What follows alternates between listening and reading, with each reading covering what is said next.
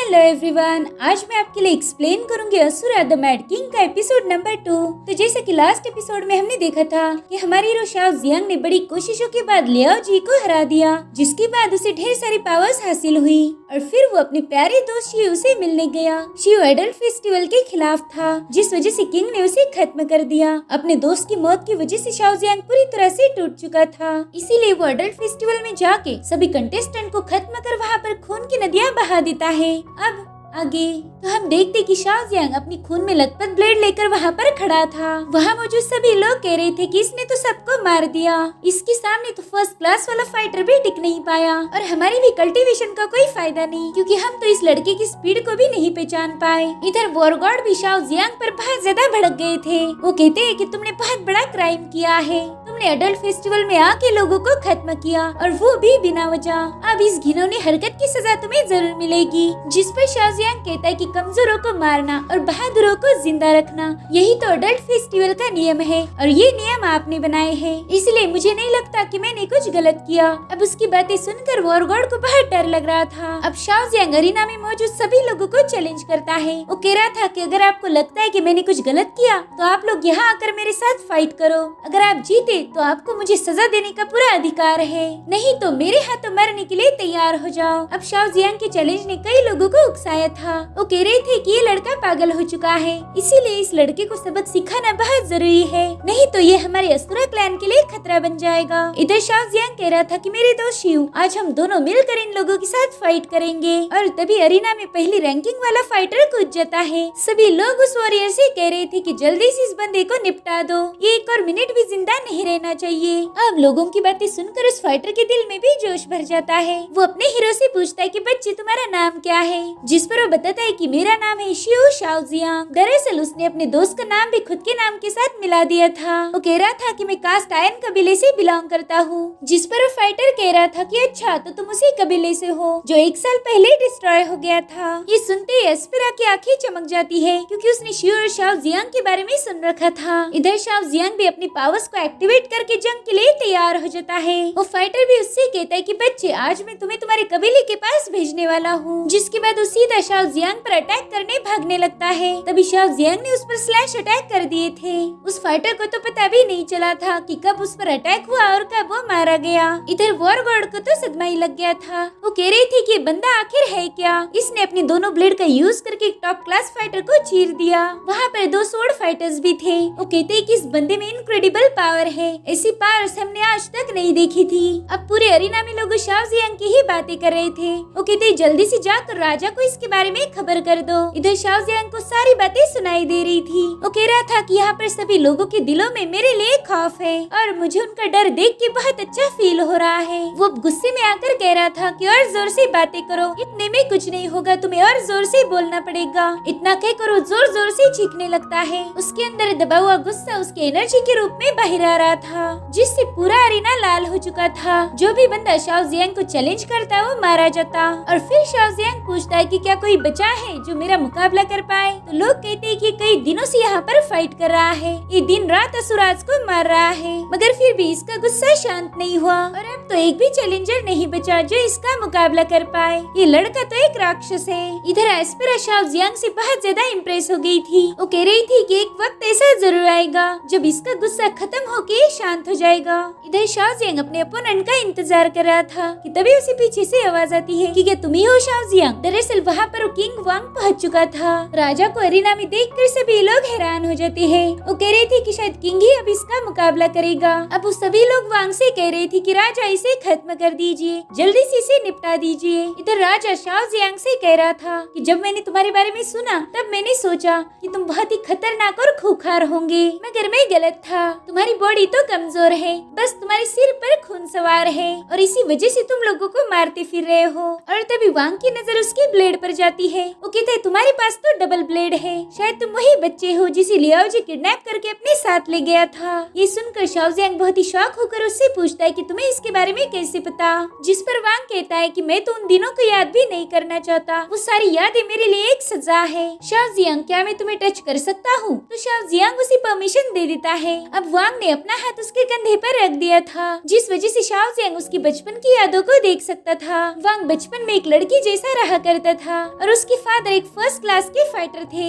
उन्हें वांग का लड़कियों जैसा रहना बिल्कुल भी पसंद नहीं था, इसलिए वो उसकी हर रोज पिटाई किया करते थे। वो कह रहे थे पता नहीं मैंने तुम्हारे जैसी नीच औलाद को पैदा कैसे कर दिया, तुम मेरे माथे का कलंक हो। जिस पर वांग कह रहा था कि मैं तो बस एक लड़की बनना चाहता हूँ, तो इसमें भला मेरी क्या गलती है, मुझे कुदरत ने ही ऐसा बनाया। तो उसके फादर कहने लगते कि तुमने हमारे कबीले की इज्जत मिट्टी में मिला दी और तुम्हें इस पर बिल्कुल भी शर्मिंदगी नहीं हो रही, उल्टा तुम मुझसे जबान लड़ा रहे हो। आज तो मैं तुम्हें मार मार के खत्म कर दूंगा ताकि हमारे कबीले पर लगा हुआ कलंक हट जाए। इधर वांग भी रोज रोज की मार खा के थक चुका था। वो कहता है चाहे तुम कुछ भी कर लो लेकिन मैं भी हार नहीं मानूंगा। इतना कहकर वो अपने कमरे में चला जाता है। थोड़ी देर बाद वो वापस आ गया था, लेकिन उसके जिस्म से खून बह रहा था। अब वो सीधी जाकर अपने माँ बाप को बताता है कि देखो मैंने मेरे प्राइवेट पार्ट्स को काट दिया, अब मैं एक लड़का नहीं रहा, इसलिए आपको शर्मिंदा होने की जरूरत नहीं है। और ये नजारा देखकर उसके घर वाले बाहर डर जाते हैं। इधर वांग के हाथों में एक छुरा और उसकी बॉडी भी खून से लथपथ थी। वांग कह रहा था कि आज मुझे ऐसा फील हो रहा है कि मेरा पुनर्जन्म हो चुका है। वांग इस चीज से बहुत ज्यादा खुश था, लेकिन उतने ही उसके माँ बाप दुखी थे। वांग की इस हरकत से तो उसकी माँ जोर जोर से रोती हुई अपना सिर पीट रही थी, साथ ही उसके फादर भी उस पर बहुत ज्यादा भड़क गए थे। अब उनके मायूस चेहरे देखकर वांग कहता है कि मैंने तो बस ये आपके लिए किया था, मैं आपको बस खुश देखना चाहता था, लेकिन आप लोग तो और ज्यादा नाराज हो गए। अब वांग के फादर उसे मारते हुए कह रहे थे कि आज मैं तुम्हें खत्म कर दूंगा, तुम एक पागल और सन की हो। इधर वांग का भी अब सब्र का बांध टूट चुका था। वो कहता है हाँ मैं सन की हूँ, जिसके बाद वो उठकर कहता है कि मैं बस मेरी मर्जी से जीना चाहता हूँ, ये मेरी लाइफ है, इसलिए तुम लोगों की जबरदस्ती नहीं चलेगी। जिसके बाद वांग ने अपनी पावर्स को एक्टिवेट कर दिया था और फिर वो जंप लगाकर अपने ही बाप को खत्म कर देता है। थोड़ी देर बाद वो देखता है कि उसने सिर्फ अपने बाप को ही नहीं बल्कि वहाँ मौजूद सभी लोगों को खत्म कर दिया है। वो जोर जोर से हंसते हुए कह रहा था कि मैंने सबको मार दिया, अब कोई भी ऐसा जिंदा नहीं बचा जो मुझे ब्लेम कर पाए, अब मैं पूरी तरह से आजाद हूँ, कोई मुझे कंट्रोल नहीं करेगा। और तभी वहाँ पर लियाओ जी पहुँच जाता है। वो कहता है लड़के आज तुमने खुद की पावर्स को देख लिया, बताओ ये पावरफुल बनने वाली फीलिंग कैसी है? तो वांग उससे पूछता है कि आखिर तुम कौन हो? जिस पर लियाओ जी कह रहा था कि मैं वही हूँ जो तुम्हें पावरफुल बना सकता है, मैं तुम्हें एक बटरफ्लाई बना दूंगा। जिसके बाद लियाओ जी ने उस पर हमला करके उसे भी अपने अड्डे पर लेके आया था। वो हर रोज वांग के साथ फाइट करता था। वांग उससे कहता है कि प्लीज मुझे यहाँ से जाने दो, मैं इस दर्द को और ज्यादा झेल नहीं सकता। जिस पर लियाओ जी कहता है कि अभी तक तो मैंने तुम्हें मारा भी नहीं और मैं ऐसे ही किसी को नहीं जाने देता। जिसके बाद वो एक ही लात में वांग को खत्म कर देता है। मगर वांग भी शाओ जियांग जैसे दोबारा से रिजरेक्ट होता है। उस वक्त जिंगे उसके पास था। वो कहता है वांग तुम एक हाईली क्वालिफाइड जीनियस हो, बस कुछ दिन और रुक जाओ और फिर तुम लियाओ जी को खत्म कर पाओगे। जिसके बाद वांग को सुलाने की कोशिश करता है, लेकिन वांग तो बहुत गुस्से वाला था। वो तुरंत अपना छुरा लेकर जिंगे पर हमला कर देता है। वो कह रहा था तुम्हारा भाई और तुम भाड़ में जाओ। उसके हमले से जिंगे बुरी तरह से घायल हो गया था। वो वांग को समझा रहा था, लेकिन वांग उसकी एक नहीं सुनता। वो कहता है कि मैं इस घटिया जगह से जा रहा हूँ और फिर क्या वांग वहाँ से भागने लगता है। वो कह रहा था कि मुझे आजादी चाहिए, ऐसा इस दुनिया में कोई नहीं जो मुझे रोक पाए। और फाइनली वांग उस स्पेसशिप से बाहर आ जाता है। वांग की सारी हकीकत शाओ जियांग को पता चल गई थी। अब वांग उससे कहता है कि तुमने ढेर सारे लोगों को खत्म कर दिया, तुम्हारी बॉडी में वॉर गॉड की 5 सेंसेस एक्टिवेट है और अब तो हम दोनों भी एक दूसरे को अच्छे से जान चुके हैं। शाओ जियांग उससे कहता है कि तुमने भी मेरे जैसा बहुत कुछ सहन किया है और उसी के बाद हमें ये पावर्स मिली। जिस पर वांग कहता है हाँ हम दोनों भी वो असुराज हैं जिन्होंने अपनी तकदीर को ठुकरा कर एक नया रास्ता चुना। हम पर बहुत जुल्म किए गए, इसी वजह से हमारे अंदर इतना गुस्सा है। तो आज मैं ये अनाउंस करता हूँ कि तुमने जितने भी लोगों को मारा है वो सिर्फ असुरा के जस्टिस के लिए किया, इसलिए मैं तुम्हें बेगुनाह करार देता हूँ। ये सुनकर तो वॉर गॉड को बहुत बड़ा सदमा लग गया था, क्योंकि किंग ने इस बंदे को माफ कर दिया। साथ ही सभी लोग कह रहे थे कि राजा ने इस बंदे को इतनी आसानी से जाने कैसे दिया। इधर वांग शाओ जियांग से कहता है कि मैं तुम्हें बहुत पसंद करता हूँ, लेकिन फिर भी मैं तुम्हारी कल्टीवेशन पावर्स को चेक करना चाहता हूँ। इतना कहकर शाओ जियांग पर एक जबरदस्त अटैक कर देता है, जिससे शाओ जियांग सीधा अरेना से बाहर जा चुका था। वहाँ मौजूद सभी लोग राजा की इस मूव से काफी ज्यादा शॉक थे। इधर शाओ जियांग भी अपनी पावर्स को एक्टिवेट करते हुए कह रहा था कि तुमने शिव को मार दिया और आज मैं तुम्हें मार के उसका बदला लूंगा। इतना कहकर शाओ जियांग एक बहुत बड़ी जंप लगाता है, तो वांग उससे कह रहा था कि बस इतनी ही पावर है तुम में। जिसके बाद वो भी शाओ जियांग पर काउंटर अटैक करना शुरू कर देता है। उसके अटैक की वजह से शाओ जियांग थोड़ा सा घायल हो गया था और तभी वांग भी आसमान में जंप लगाता है। उसने सीधी जाकर शाओ जियांग के सिर को पकड़ लिया था। दरअसल वांग के पास पॉइजन की पावर्स थी और उसी की वजह से शाओ जियांग को थोड़ी सी तकलीफ होने लगती है और फिर धीरे धीरे वांग का जहर उसकी बॉडी में फैलने लगता है। वांग उसे पकड़कर कह रहा था कि देखो तो तुम कितने बदसूरत हो, मगर तभी शाओ जियांग उस पर एक स्लैश अटैक कर देता है और फिर दूसरा अटैक वांग ने किया था। वो एक जबरदस्त लात मार के शाओ जियांग को नीचे फेंक देता है और अब वांग भी नीचे आ चुका था। वो कहता है यार ये तो एक तरफा फाइट हो गई, पहले तुमने लोगों को हराया था और अब मैंने तुम्हें हरा दिया। दरअसल मेरा पॉइजन अटैक बहुत खतरनाक है, इसलिए कोई भी मेरे सामने टिक नहीं पाता। अगर तभी शाओ जियांग उसके पीछे से आकर उस पर अटैक कर देता है। वांग को तो ये देखकर काफी हैरानी हो रही थी कि उसकी पॉइजन फ्लेम का शाओ जियांग पर कुछ भी असर नहीं हुआ। इधर शाओ जियांग बड़े ही कुल अंदाज में अपनी ब्लेड पर लगा हुआ वांग का खून चाट रहा था। वो कहता है वांग तुम्हारा पॉइजन मेरे आगे फेल हो गया, देखा जाए तो तुम मेरे सामने कुछ भी नहीं हो। इतना कहकर वो वांग पर हमला करने चला जाता है। अब वो बड़ी ही तेजी से वांग पर अपनी ब्लेड घुमा घुमा कर हमला करने की कोशिश कर रहा था, लेकिन वांग उसके हर एक अटैक को डॉज कर देता है। इधर वांग ने भी अपने फायर विंग्स को समन कर लिया था। अब उसके विंग शाओ जियांग पर पॉइजनस अटैक करना शुरू कर देते हैं, जिनसे बचते हुए शाओ जियांग नीचे आ जाता है। शाओ जियांग पर इस पॉइजनस अटैक का असर हो रहा था। वो कह रहा था कि वांग अपने पॉइजन को एक वेपन में बदल सकता है, मगर मुझे इससे घंटा फर्क नहीं पड़ता। अब उसी दे वांग पर हमला करने जाने लगता है। इधर वांग अपने वेपन्स की बारिश उस पर कर रहा था, तो शाओ जियांग उनसे बचते हुए कहता है कि भले ही मैं मर क्यों न जाऊं, लेकिन मैं तुम्हारे आगे हार कभी नहीं मानूंगा। इतना कहकर वो एक जबरदस्त जंप मार के सीधा वांग के पास पहुंच जाता है, लेकिन इससे पहले कि वो वांग पर अटैक कर पाए उसने अपने आसपास एक पर्पल फ्लेम की शील्ड बना दी थी, जिसे शाओ जियांग भेद नहीं पाता। वो वांग से पूछ रहा था कि आखिर मेरी ब्लेड इसे भेद क्यों नहीं पा रही, जिस पर वांग जवाब देता है कि तुम एक उभरते हुए सितारे हो, लेकिन मैं जंग कर करके सख्त बना हुआ राजा हूँ। जिसके बाद वो एक ही झटके में शाओ जियांग को दूर कर देता है। अब वांग नीचे आकर कह रहा था कि आज के लिए इतना काफी हो गया, वैसे भी तुम मेरे अपोनेंट नहीं हो। तब तक वहाँ पर सभी लोग पहुँच गए थे। वो कहते शायद ये फाइट खत्म हो गई, लेकिन शाओ जियांग कहता है कि मैं हार नहीं मानता, मैं आज तुम्हें खत्म कर दूंगा। तो वांग उससे कहता है कि तुम एक नंबर के बेवकूफ हो, मैं तुम्हारे साथ फाइट थोड़ी ना कर रहा था, मैं तो बस तुम्हें हेलो बोल रहा था। बच्चे अभी तक तुम्हें मेरी रियल पावर्स का कोई अंदाजा ही नहीं है। और हाँ एक बात और, मैं तुम्हें मारना नहीं चाहता। जिस पर शाओ जियांग कहता है कि तुमने मेरे दोस्त को मार दिया और उसी का मैं तुमसे बदला लेना चाहता हूँ। तो वांग कहता है शाओ जियांग मैंने तुम्हारे दोस्त शिव को नहीं मारा, ये तो उसकी इच्छा थी, उसी ने खुद की जान ली है। तुम्हें तो हमारे असुराज की रूल अच्छे से पता है, यहाँ पर तो बस स्ट्रॉन्ग ही सर्वाइव कर सकता है और कमजोरों के साथ क्या होता है ये मुझे तुम्हें बताने की जरूरत नहीं। तुम आज जो कुछ भी हो वो बस तुम्हारे दोस्त की वजह से हो। तुमने ऑलरेडी बहुत सारे लोगों को मार दिया, क्या वाकई तुम्हारा दोस्त यही चाहता था? जरा खुद से सवाल पूछो कि शिव आखिर तुमसे क्या चाहता था। और तभी शिव जियांग को रियलाइज होता है कि उसका दोस्त खून खराबे के खिलाफ था। वांग कहते देखो मैं टैलेंट की बहुत कदर करता हूँ और मेरे सामने मैं किसी का टैलेंट जाया नहीं जाने दे सकता। तो शाओ जियांग क्यों ना हम एक डील करें, बताओ क्या तुम मेरे जैसी पोजीशन हासिल करना चाहते हो? ये सुनकर तो शाओ जियांग के साथ साथ सभी लोगों को शौक लग गया था। वांग ने शाओ जियांग को राजा की पोजीशन का ऑफर दिया था। पहले असुराज के पास 3 राजा थे और अब उनमें एक और शामिल होने वाला था। वांग कहते देखो अगर तुम्हें राजा बनना है तो तुम्हें दूसरे 2 किंग से मिलना होगा,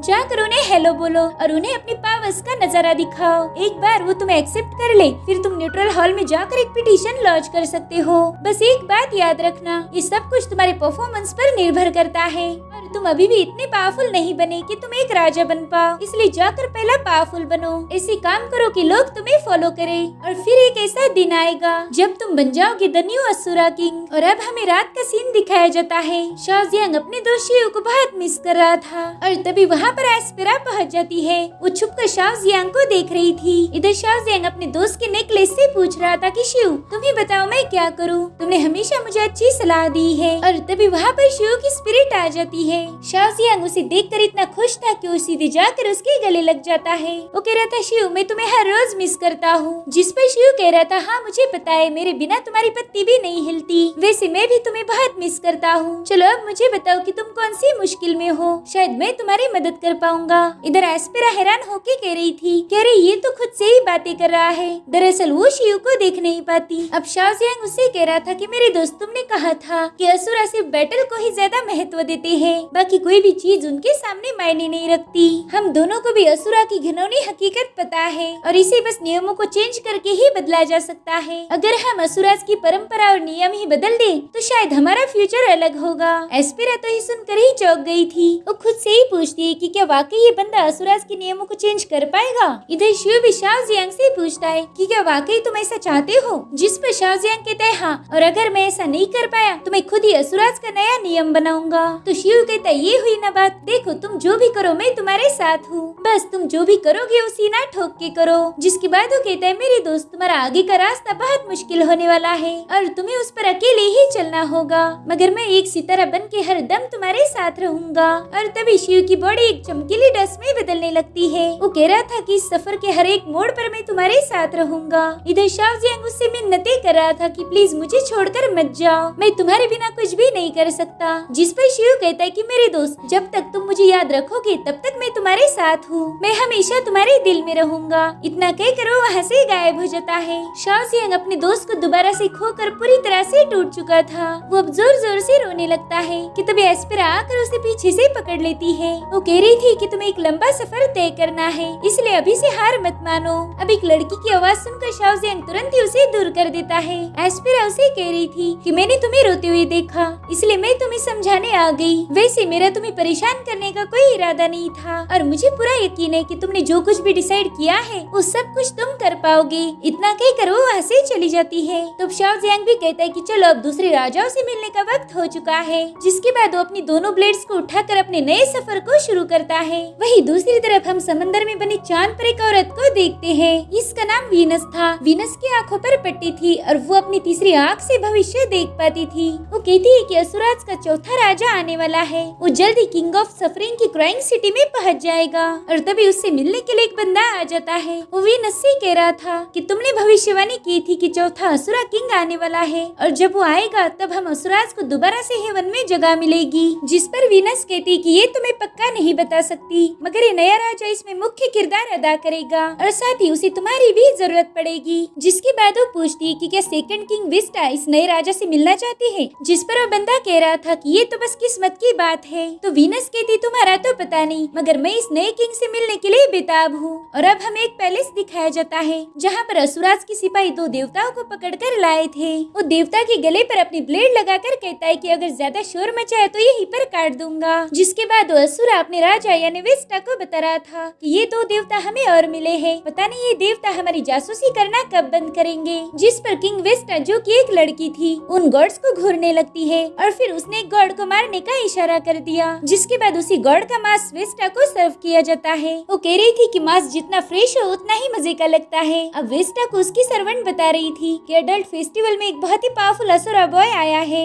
वहाँ मौजूद कोई भी चैलेंजर उसे हरा नहीं पाया। तो विस्टा कहती है अच्छा इसका मतलब ये अभी अभी पैदा हुआ शेर है। जिस पर वो सर्वेंट बता रही थी कि हमारी फर्स्ट किंग वांग उसमें बहुत इंटरेस्टेड है, तो क्या आप भी उससे मिलना चाहोगी। तो विस्टा कहती इसकी कोई जरूरत नहीं, चलो जाओ और बाकी लोगों में ये मीट बांट दो ताकि वो भी खुश हो जाए। अब विस्टा कहने लगती कि मैं देवताओं के मांस के बिना कुछ भी नहीं खाती, तो जाकर और कुछ देवता पकड़ के लाओ। जिस पर उसकी सर्वेंट कहती कि हम जरूर से देवता को पकड़ेंगे और फिर उनका आपको भोग लगाया जाएगा। तो विस्टा कहती है बहुत अच्छे। और इसी के साथ ये एपिसोड यहीं पर खत्म हो जाता है। Thank you so much for watching. Bye bye, take care.